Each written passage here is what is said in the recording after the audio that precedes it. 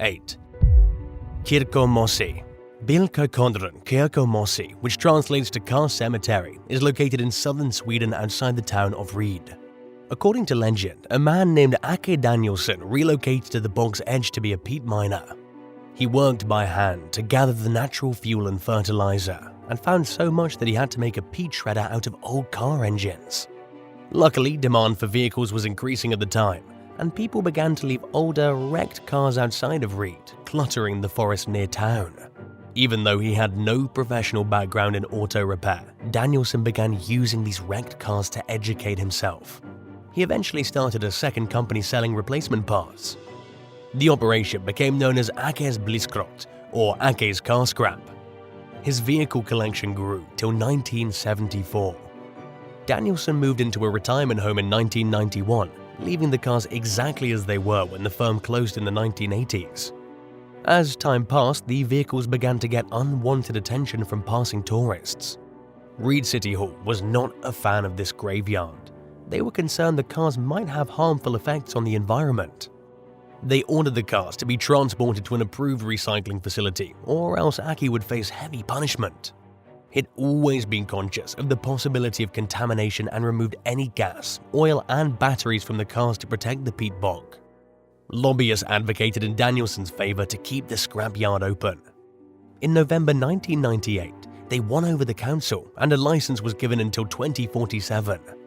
There are now 150 auto crashes in this car graveyard, in varying states of dismantlement and decomposition. They may be found all over the forest, with some sitting in the water. Many have sunk into the muddy woodland floor, while others are overgrown with moss or vegetation.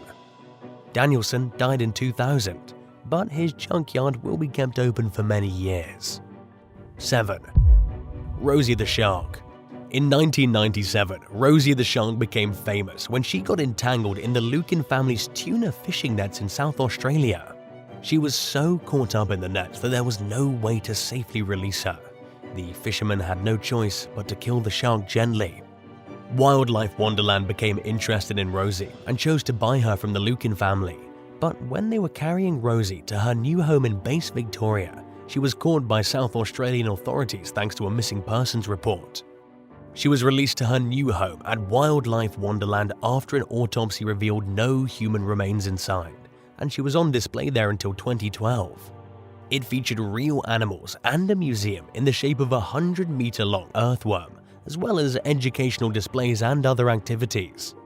Many of the exhibit's signs, photos, and games remain, decaying and decrepit. Wildlife Wonderland was forced to close its doors in 2012 and give up all its animals to the RSPCA and the DSEV, leaving Rosie the Shark alone while the wildlife park deteriorated. Years of vandalism and damage made the park crumble. People broke through the top of Rosie's tank and tossed things inside, including a television. Tom Capitani bought Rosie in 2019, starting a massive effort to dispose of the toxic and dangerous formaldehyde before she could properly be transferred. Rosie has found her final home at Crystal World Exhibition Center, where she's being rehabilitated and will soon be on display as the facility expands to make room for Rosie the Shark's exhibition. 6. Daxa Island, Croatia. Despite its historic Franciscan monastery, beautiful lighthouse, and greenery, Croatia's lovely little island of Daxa cannot shake the memory of the hundreds of people that were killed post-World War II. Because of this, it remains up for sale and has been listed for 2 decades now. In the years after World War II, searching out residual Nazis and Nazi supporters became nearly a nationalist duty in some European countries. Sadly for the victims of the 1944 Daxa massacre, this anti-Nazi fervor turned into an unruly mob that killed many people without trials. On October 18 that same year, Yugoslav partisans stormed the seaside Croatian city of Dubrovnik and imprisoned hundreds of civilians based on suspicion of Nazi sympathies. A few days later, before trial or appeal, the partisan enforcers paddled 53 of the accused to the island of Daxa just off the coast and gunned them down. The remains were left to decay on the island where they had been killed. Among the victims were Dubrovnik's priest and mayor. The guilt or innocence of the individuals was never proven, and the assassins were never questioned or prosecuted. Many of the remains were properly buried back in 2010, but people in Dubrovnik still believe the island is plagued by the tormented souls of those massacred. The island is currently on the market for a very low price, but no one has made an offer. While it is unlikely ghosts driving purchasers away, the memory of the carnage is enough to deter prospective buyers. 5. Hill of Crosses. The precise origin of Lithuania's Kree Kaunas, or the Hill of Crosses, is unclear. Countless metal and wooden crosses have been placed on the ever-growing pile of religious devotion outside the city of Loaliai for 2 centuries. Dangling rosaries ring in the breeze, giving a rolling accompaniment for saint icons and photos of beloved local heroes. Despite several attempts to destroy it, this unique religious location stands as a strong tribute to devotion. Folklore and myths have colored the history of the Hill of Crosses. The first written mention dates back to 1850, but others believe the crosses appeared earlier, left by mourning relatives of the victims of rebellions against Russian authorities in 1831 and 1863. Because the Tsar crushed national identity by restricting religious expression, families were barred from honoring the dead with appropriate burials in cemeteries. Some say the crosses appeared near the end of the 19th century, after a vision of the Virgin Mary cradling the infant Jesus ordered Christians to cover the holy spot with these symbols. Religion was prohibited during the Soviet era, and the Hill of Crosses was off-limits. Authorities demolished and burned down the entire facility in April 1961. Despite the fact that the Hill of Crosses was demolished 4 times after this, people took risks by proudly recreating the landmark under cover of darkness each time. Since the country's independence in 1991, religion has been practiced freely and openly in Lithuania. But due to a local migration from rural regions and communities, fewer young people are learning the trade of cross-making. Today, nobody has control over the hill, with many groups and individual volunteers pitching in to keep the site running. Despite the uncertain future, the Hill of Crosses invites visitors in order for them to appreciate the local community's traumatic past, learn of its unwavering faith, and get a sense of optimism for the future. 4. Glowworm Tunnel. Forgotten man-made buildings often turn into dangerous abandoned spots, withering away before returning to nature or being demolished. Sometimes, abandoned buildings take on a new semi-natural life of their own. This happened with the railroad tunnel in Nunes, Australia. After 25 years of transporting oil shale, the Nunes Railroad was decommissioned in 1932. The tracks were removed from the 1,968-foot tunnel that was carved into the stones of the Wollemi National Park. The tunnel was left to its own destiny. For Nunes, this meant becoming a haven for thousands and thousands of glowworms. The term glowworm refers to bioluminescent eggs of multiple species. In this instance, we're referring to the Arachnocampa richardsae, a kind of fungal gnat. The fungus gnat larvae, which are found in large numbers in caves, adhere to the stony walls of the abandoned tunnel and hunt with long glowing threads of sticky mucus. To see the luminous insects, visit the tunnel during daylight and go to the middle. It becomes darker in the center where the tunnel bends. With a flashlight, be careful not to bump against any walls. Wait a minute or two after turning off the light. The gnats will start to glow one by one, like stars rising out of the darkness. A similar cave, the Waitomo Glowworm Cave, can be found in New Zealand. Would you like to visit this cave for yourself? Tell us in the comments. 3. Igloo City. An abandoned hotel sits on the east side of the George Parks Highway, south of Denali National Park and Preserve. It's a tourist destination in and of itself, as well as one of the weirdest places in Alaska you could find. If nothing else, stop and enjoy the imagination behind what could have been here. Cantwell has a population of about 250 year-round residents. It's the closest town to Igloo City. Anchorage and Fairbanks are both over 2.5 hours away from the remote site. Leon Smith created Igloo City in the late 1970s and wanted it to be a hotel, but it was never finished thanks to code issues. Undersized windows that failed to meet code standards and more insufficiencies plagued the structure. It stood for nearly 4 decades because it was too large to dismantle. Because of its large size, planes can see it when they're over 30,000 feet in the air.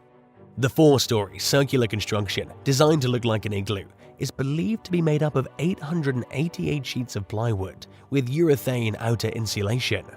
While very intriguing and a must-see for anyone living in or exploring Alaska, Igloo City may actually be a risky spot to explore. Those who travel long distances are advised to use extreme caution. Because of its remote location, animals like bears and wolves are known to use the massive igloo building as a refuge during times of distress. Moose are also present in the area, which, while not predators and normally not aggressive, can be quite deadly once startled, in heat, hungry, or defending their young. Igloo City is extremely dangerous to navigate due to extreme winter weather and storm levels. Snow levels in this area have reached well over 5 feet, making exploration nearly impossible. Alaska is a harsh and unforgiving place no matter what season it is, and you shouldn't visit unless you're absolutely prepared for anything that could happen. Unfortunately, this unofficial historical monument for residents and visitors alike has seen its fair share of destruction as the years go by. 2. Chambers Farm Cemetery. A small, old cemetery engulfed by trees, bushes, and dirt is a strange sight to come across while traveling the Appalachian Trail in Cumberland County. Local historians know of the Chambers Farm Cemetery, which was named after the family that originally owned the area. They also mention a similar mystery, a cemetery for slaves that once lived on the land. Its presence is known from the memories of long-dead people, including a decades-old story of a farmer discovering human remains. The Chambers Farm Cemetery between Mechanicsburg and Carlisle, Pennsylvania, is one of many family graveyards that existed throughout the region until community cemeteries became the standard practice. Many are demolished, overgrown, buried, or forgotten. Interest in genealogy has resulted in the rediscovery of some historic graves as well as the quest for more. The rediscovery of a cemetery may start with a hint, like finding a headstone that's been reused as pavement or foundation stone. It's led to people regularly visiting the Historical Society in search of information on the last resting places of their long-dead relatives. Family members are always searching for cemeteries that no longer exist, sadly. A local woman named Carmen James remembers gazing out of her window in Mount Holly Springs in the early 1950s and seeing a funeral procession. The mourners were on their way to a cemetery near the historic Mount Tabor Church, which served the African-American population in the area. James also recalls a burial site where people used to sit and rest. The cemetery eventually became overgrown and its specific site was lost. James and others recently began a new search for it. They cleared a spot using chainsaws, weed whackers, rakes, and shovels, but it ended up being the wrong location. They tried again, and in 2019, they found a rusted metal tag marking the burial spot of Betty Johnson, who died in 1952 or 1953, and whose funeral James remembers from her youth. James and others from the Mount Holly region and beyond continued restoring the site in February 2020. They were in touch with Dickinson College students who wanted to utilize ground-penetrating radar to locate and map additional graves. But the coronavirus epidemic paused the attempt. According to copies of records stored at the State Library in Harrisburg, PA, the Chambersburg Farm Cemetery on the Appalachian Trail includes roughly 20 burials, the most recent being from 1898. It is now owned by the National Park Service, which acquired it roughly 30 years ago after purchasing land for the Appalachian Trail, reports Mike Bowman, a board member of the Cumberland Valley Appalachian Trail Club. 1. Kitsout. Kitsout, an isolated, abandoned northwestern British Columbia village near the Observatory Inlet, has captivated the imaginations of many who heard tales of its interesting past and equally unusual present. To reach Kitsout, which is within the Nisga'a First Nation traditional boundaries and is just 115 kilometers by road from Terrace, visitors must travel through the Nass Valley's alien scenery, complete with magnificent lava beds and a drowned forest. Kitsalt is a former mining town created by the American corporation Phelps Dodge during the 1970s molybdenum boom to accommodate roughly 1,200 people. It included a cutting-edge rec center, hospital, bank, theater, mall, post office, school, and restaurant, among other amenities. But the town was only inhabited for a short time after its construction was completed in 1980.